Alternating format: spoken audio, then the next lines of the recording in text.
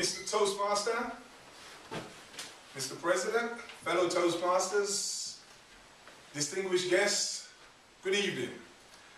The title of my speech this evening is No Pets Please. Why is this so? The definition of a pet is an animal that is kept for the pleasure of the keeper.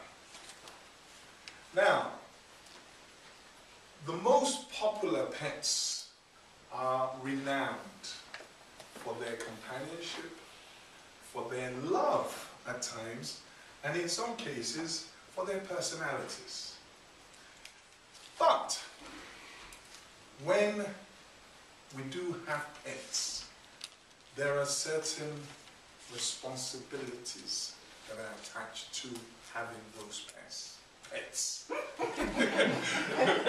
Pardon the slip. That's a good one.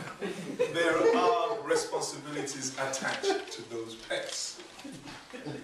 Now, one of the most traumatic things that I experienced in my youth, which has stayed with me all the way from my youth to my adulthood, is that when I was a young lad,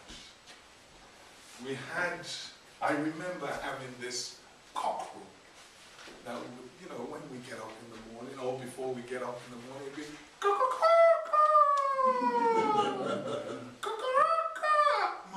my grandmother used to keep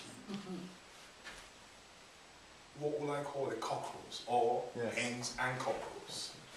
Now, one particular Sunday, we went to church in the morning, and when we came back in the afternoon, as was the usual practice, we all gathered together to have lunch, and it was a very, very pleasant lunch.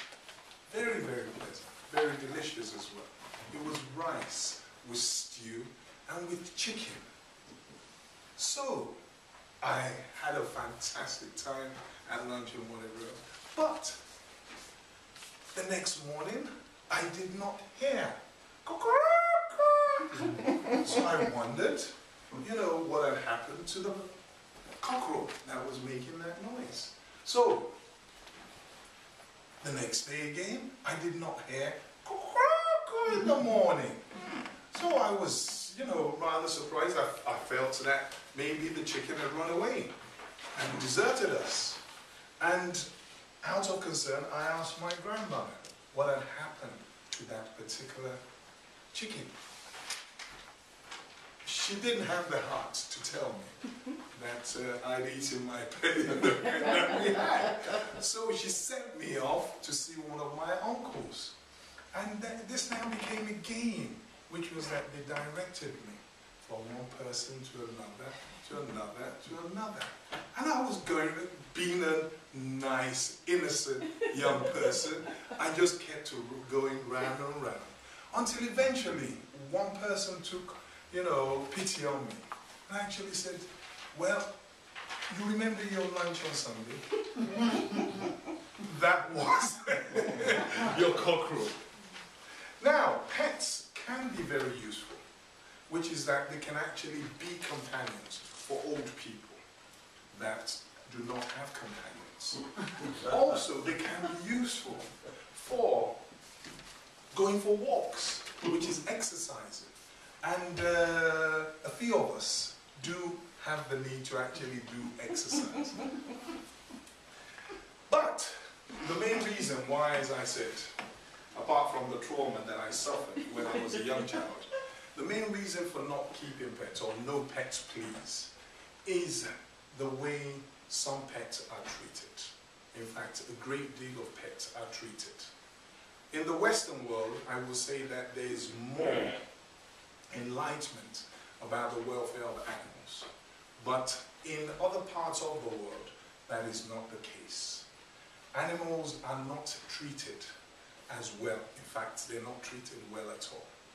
And a lot of animals are actually bred for sport for human beings. So seeing animals actually gouging themselves, biting themselves, doing all sorts of nasty things to themselves is not a pleasant experience for anybody. You can breed animals from chickens all the way to dogs and even game like lions and whatever else to actually fight against each other, which is a very, very depressing thing. Which also leads me to a quote, which is, the heart of man is desperately wicked.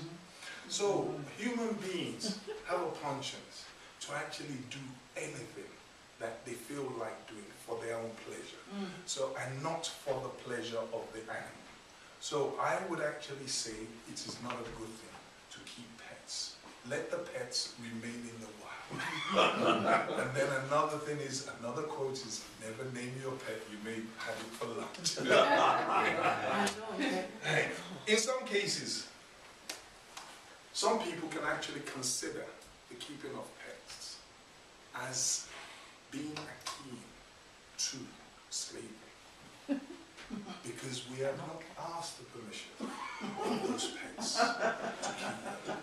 And it has been proven that some of those animals are very sentient.